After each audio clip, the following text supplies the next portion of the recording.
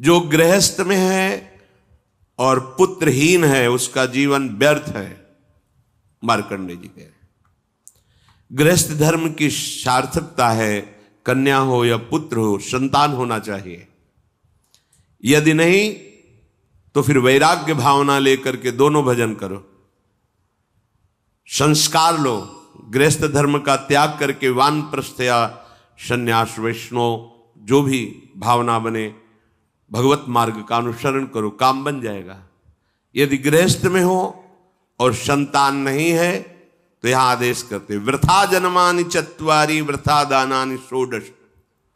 वृथा जन्म अपुत्रस्य ये च धर्म बहिष्कृताः, उसका जीवन धिक्कार बेकार जिसके गृहस्थ धर्म में संतान न हो। संतान का तात्पर्य केवल बेटा ही नहीं, बेटा और बेटी दोनों समान हैं। ये जो निकृष्ट भाव बैठा हुआ है, बेटी हुई उदास हो गए, लड़का हुआ थाली बजाओ घंटा बजाओ, जिससे बहुत बड़ा, बिल्कुल ठीक नहीं है। ये बेटा होता किससे है? बेटी से ही होता है। तुम किससे हुए हो? किसी मां से हुए हो। वो क्या थी? किसी की बेटी ही थी। कैसी मूर्खता छा गई है, गर्भस्थ बेटी की कोई परवाह न करके उसको, ये क्या है? कितने राक्षस वृत्ति में आ गए हैं हमारी। राक्षस भी अपने बच्चों को नहीं खाते। कितनी राक्षसी बुद्धि। हम सुंदर दिखना चाहते हैं, समाज में सम्मान पाना चाहते हैं, और पाप कर्म कैसा? बेटी है गर्भ में, हत्या करा दो, नहीं चाहिए। तो बेटा कहां से पैदा होगा? वो किसी की बेटी से ही तो पैदा हो रहा है। कैसी मूढ़ता छा जाती है। वैसे भी शास्त्र में स्त्री हत्या करना बहुत बड़ा महापाप कहा गया है। फिर भ्रूण हत्या, गर्भ हत्या, गर्भस्थ शिशु की, उसमें भी कन्या, सर्वनाश। इसके बाद फिर रोते हैं, हमने कौन सा पाप किया, भगवान ने हमारा पुत्र छीन लिया। कौन सा पाप किया, भगवान ने ऐसा कर दिया। अरे अपने डायरी में तो लिखा करो कि तुमने कौन से पाप किए हैं। फिर जब परिणाम आवे तो सोचोगे तो लगेगा बहुत हल्के में निपाट रहे हैं भगवान, हमें तो बहुत कष्ट मिलना चाहिए। कैसी कैसी निर्दयता बैठ गई हो। हम मनुष्य कहलाते हैं, सदगृहस्थ कहलाते हैं, गर्भ से चलते हैं और गर्भस्थ शिशु की हत्या करते हैं। मान जाओ, ना सत्संग सुन रहे हो, ना शास्त्र स्वाध्याय कर रहे हो, इसलिए तुम्हें पता नहीं कि तुम कौन सा पाप कर रहे हो। ऐसे ये पाप, कुछ पाप ऐसे हैं जिनको वज्र की लीक कहा गया। वज्र की लीक में मिटाल नहीं सकते, तुम्हें भोगना पड़ेगा। जो गृहस्थ है और संतान नहीं है, उस जीवन को सार्थक करने के लिए अपने गृहस्थ जीवन का त्याग करो, तीर्थ धाम कहीं वास की व्यवस्था करो और दोनों मिलकर भजन करो, अपने शरीर को पूरा करो, तो जीवन सार्थक हो जाएगा। अगर गृहस्थ है, संतान है, पढ़ाओ लिखाओ, उसको उसी योग्य करो जैसे तुम्हारे माता पिता ने किया है, तो तुम उस ऋण से मुक्त हो जाओगे। और फिर भी भजन करो, भजन ही तुम्हें भगवान की प्राप्ति कराएगा। दूसरा, जो अपने धर्म से भ्रष्ट हो चुका है उसका जीवन व्यर्थ है। आपका एक धर्म है, सबसे पहला धर्म है मनुष्य धर्म।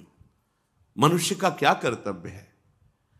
अपने प्राणों का भी बलिदान देकर दूसरे की रक्षा करना, और यहां अपने मन को सुख पहुंचाने के लिए दूसरे की हत्या कर देना। कैसा राक्षसी भाव वृत्तियों में आ गया। देखो, अगर कोई माता बहन एकांत मिल जाए तो बस राक्षस जैसे टूट पड़ते हैं। ऐसे स्वभाव, बड़ी दुर्गति होगी, देख लेना, यहां भी होगी। छुपा के भी कर लो तब कर्म प्रकाशित होगा। जब तुम अपराध नहीं करोगे, अपराध नहीं करोगे, तब वो अपराध तुम्हें फंसाएगा और जीवन भर रुलाएगा। मरने के बाद नर्क मिलेगा। नर्क माने बड़ी जेल है, वो बड़ी जेल, ये छोटी जेल है। जैसे बड़े अपराधियों को बड़ी जेलों में भेजा जाता है, तो विश्व ब्रह्मांड की सबसे बड़ी जेल और वहां के सबसे बड़े जेलर यमराज, वहां दंड मिलता है। आप ऐसा ना सोचिए कि ये सब गप है। गांव में जैसे बात करे तो लगता है गप है, जब जेल हो आते हैं ना तो कहते हैं। एक गांव में मिले थे, कहा था कि अगर रोज 5 जूता कोई गांव में हमें मारे तो हम उसे सह लेंगे, लेकिन दोबारा जेल जाने वाला आचरण नहीं करेंगे। दिखा रहे थे कि देखो कैसे कैसे कष्ट वहाँ के कैदी भी मारते हैं जो बहुत पुराने हो गए हैं, वो हमको अनुशासन में रखते हैं, ऐसा ऐसा कितना कष्ट। अब वो गया ना तो भोगा, अब माया के कारण स्मृति नष्ट हो गई नहीं, सैकड़ों बार अपने भी भोग के आ रहे हैं नरक।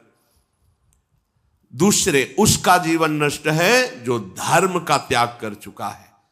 तुम पिता माता से प्रकट हुए, तुम्हारा धर्म है माता पिता की सेवा करना। वयोवृद्ध बेचारे माता पिता उठने बैठने में असमर्थ हैं, आप पैसे कमाने के लिए अपनी बहुली निकल गए, अब वो कष्ट भोग रहे हैं, ना उनको देखना है ना उनकी व्यवस्था करना है, मरने दो तो ठीक है।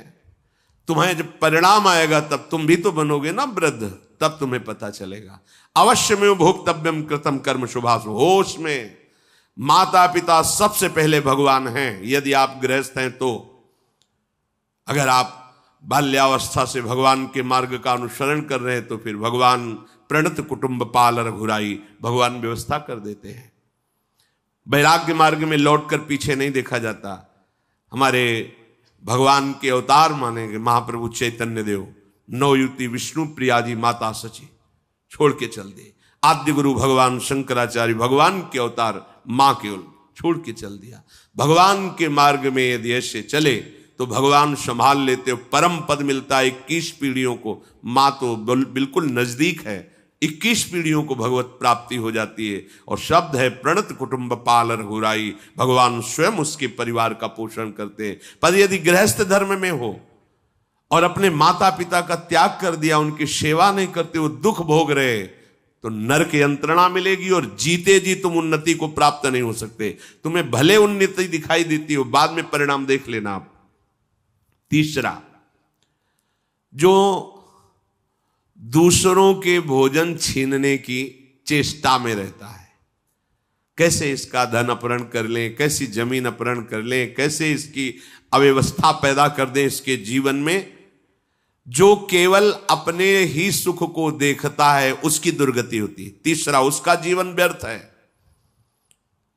जो दूसरों के सुख का अपहरण करके सुखी होना चाहता है, सदैव केवल अपने सुख में डूबना, सोचना कैसे मैं सुखी हो जाऊं, अधर्माचरण करूं, छीन लूं, क्या करूं, कैसे करूं, उसका जीवन व्यर्थ है।